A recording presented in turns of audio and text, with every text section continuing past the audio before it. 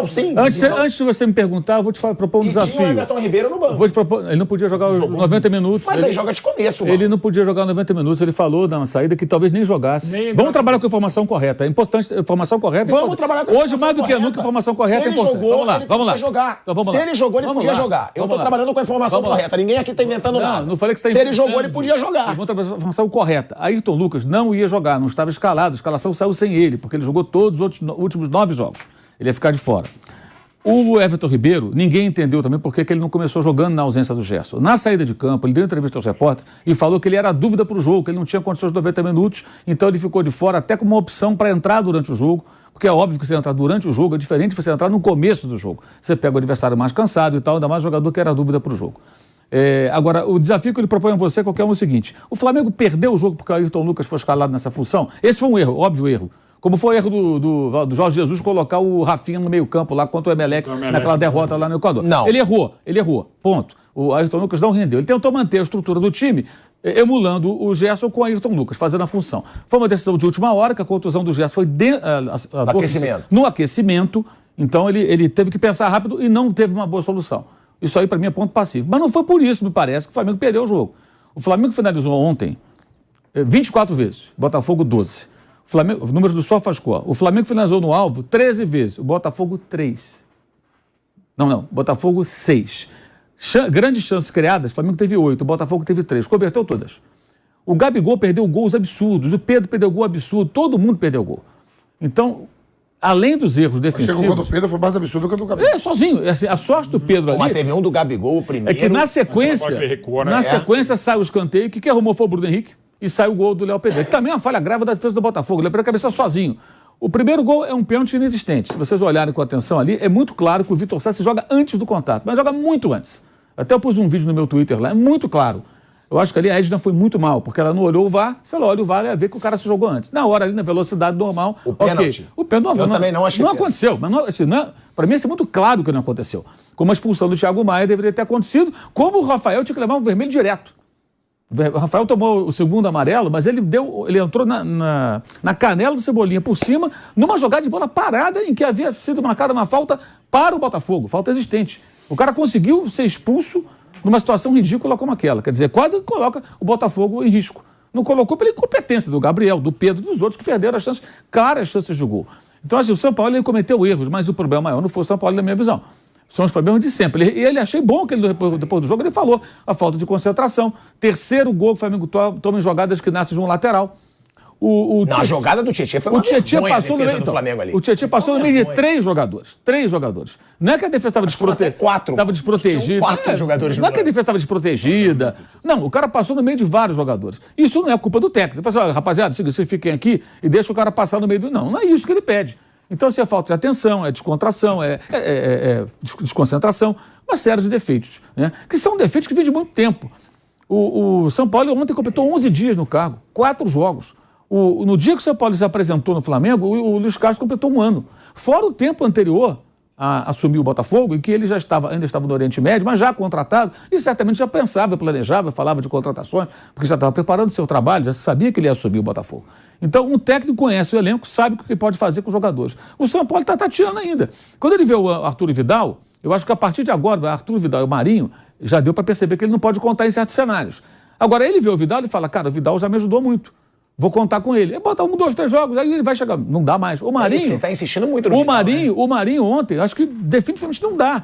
Ele tentou o Marinho também como ala direito no lugar do Wesley, que já estava amarelado, e é um jogador também ainda muito verde, e defensivamente o garoto ainda tem muitos problemas. É bom frisar isso. Os outros 2 atrás estão machucados, Mateuzinho e Varela. Ele não tinha outro. Mas o Marinho não dá. Era melhor ele mudar o sistema para tirar um dos zagueiros, botar o Fabrício Bruno lateral, ou colocar o Rodrigo Caio e o Fabrício Bruno como lateral. Agora, eu não acho que o problema maior foi o Sampaoli. O problema maior são erros individuais que já acontecem há muito tempo. O Flamengo já é o líder da estatística mais indesejada. Uma das mais indesejadas, que é grandes chances perdidas.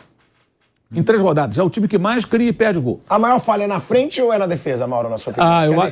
Eu acho as duas. Eu acho as duas. Porque na defesa, por exemplo, ontem, porque o Santos jogou de goleiro linha. Gente, você contrata o Sampaoli, não é o João Santana.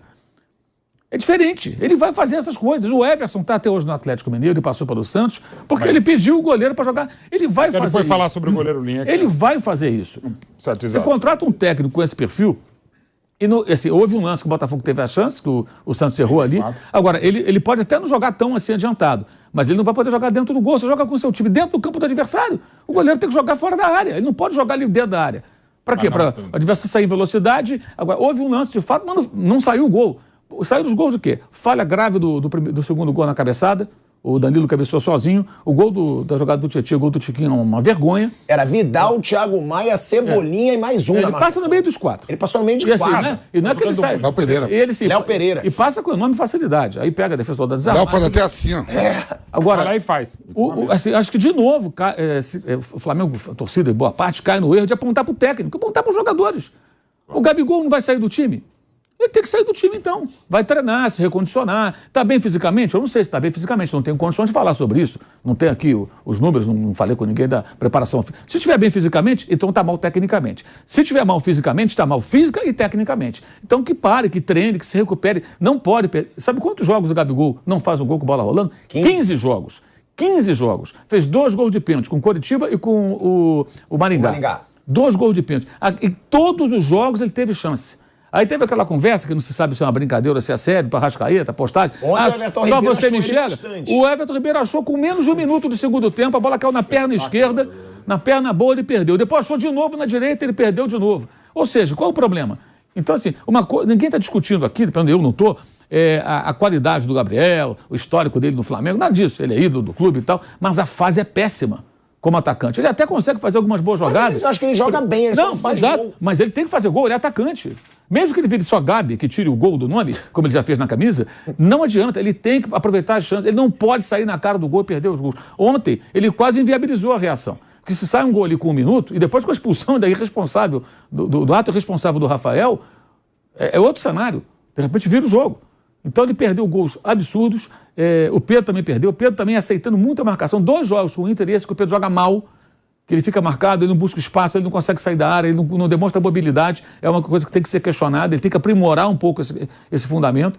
E agora as trocas foram ruins, a saída do Cebolinha achei errado, o Cebolinha não estava mal, é um jogador que estava levando perigo, especialmente quando o Di Plácido foi trabalhar ali na saída do Rafael. Ele já tinha dado trabalho para o Rafael, um duelo desde o começo do jogo, ele começou a criar jogadas, chutou uma bola perigosa, ele tirou o Cebolinha, apostar no Marinho acho que não dá. Marinho não era titular absoluto com ele do Santos, foi com o Cuca que ele virou titular.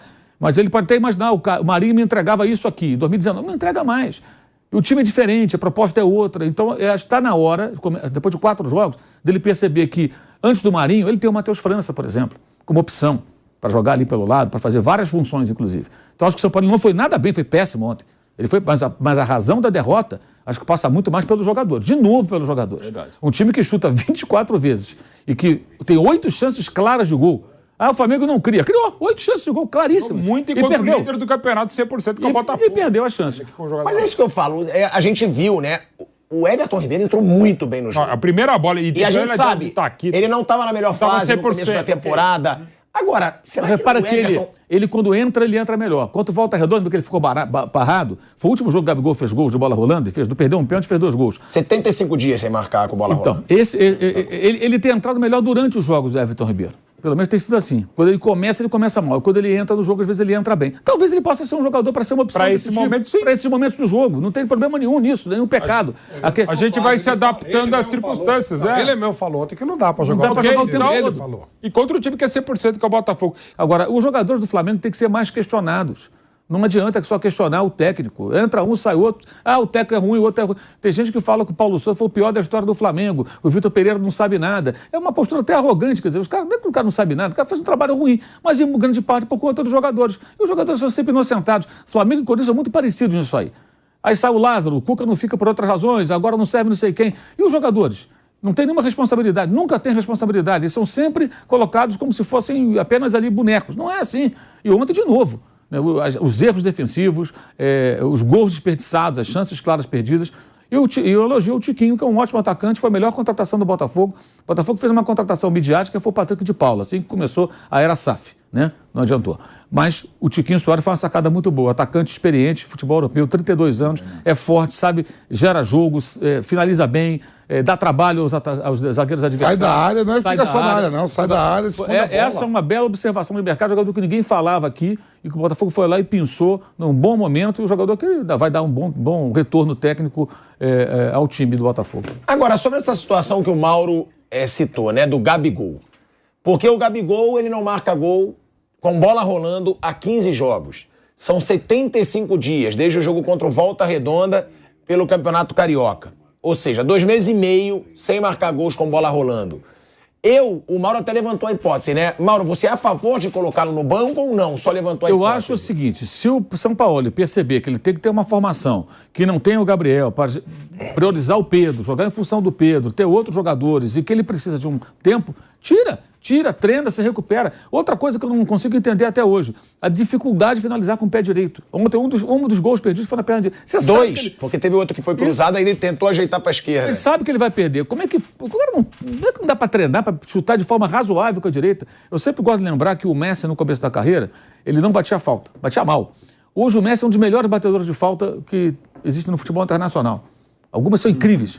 Isso é o que é treino, gente. Em algum momento ele pensou, porra, eu não sei bater falta, eu vou treinar esse negócio. E o cara começou a bater falta. Não é possível que um cara que finaliza tão bem, ele é um ótimo finalizador, Gabigol, com a canhota, não consiga ser minimamente razoável com a direita. Não treina, não se prepara, não tem força. Nada. O que acontece? Isso é trabalho de dia a dia, gente. Eu não consigo entender. Eu acho que isso aí é um fundamento para o atacante que não dá para ser um atacante de uma perna só. Entendeu? Ele tem que melhorar isso aí. E parece que não acontece nenhum progresso. Pelo contrário, piora. E ontem o que aconteceu também, eu acho uma certa insegurança. O gol que ele perde logo no começo do segundo tempo... Ele estava jogando bem até o gol que ele perdeu. Exato. Ele estava jogando bem como um armador, gerando o jogo, dando ótimos passes, sem dúvida alguma. Mas na hora de ser o Gabigol, ele não consegue resolver nada, ele não consegue fazer os gols. Isso é muito grave, porque está custando caro.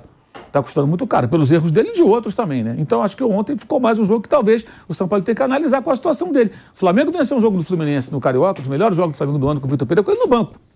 Por isso que eu digo, talvez seja uma hora de dar um tempo. Talvez seja até melhor para ele. Não adianta insistir no erro. Não estou defendendo a barração, estou dizendo que a barração ela tem que ser, a barração pelo menos momentânea, ela tem que ser no mínimo estudada. Mas precisa de uma entrega maior também do Pedro, Cebolinha, do resto, para ele fazer isso. Exato. Agora o Bruno Henrique voltando aí, Maldo, também, né? Tem o Bruno Henrique voltando. O Bruno Henrique, já até que o Bruno Henrique foi bem nas circunstâncias, jogador que não jogava há tanto tempo. Agora, o Matheus França foi o cara que mais entregou nesse sentido. Agressividade, marcação forte lá em cima, finaliza. Olha, ele jogou bem contra o Fluminense, ele sofreu pênalti contra o Vasco, depois quase fez um gol em poucos minutos. Quando entrou no lugar da Arrascaeta, a torcida até xingou lá o Vitor Pereira, a Arrascaeta estava até machucado. E esse jogador, ele é o primeiro da fila, gente. Isso o São Paulo tem que perceber. Aí é erro do técnico. Não é possível que ele não perceba que antes do Marinho tem o Matheus França. E até o Matheus Gonçalves. Acho que seria mais interessante que o Marinho. O Marinho não tem condição. O Marinho já deu, né? O Marinho já deu. Ele teve muita chance. Ele ainda não deu no Flamengo. Mas ele não é jogador pro Flamengo. Por que contratar o Marinho? Por quê? O pai dele é muito flamenguista. Então, porque o pai é flamenguista. Que legal. Então, o Marinho era um negro, mas não jogou bem no Santos. Agora não rendeu no Flamengo. Ele só jogou bem no Santos, um período. E mais nada, antes ele não tinha história no futebol. A coisa mais destacada do Marinho foi aquela vez que ele falou um palavrão. Sim, ele era um meme que virou um ótimo jogador no Santos, mas... E mais nada. Como é que um jogador desse nível vai pro Flamengo? Ele tá jogando no Flamengo que ele joga. É a bola que ele tem.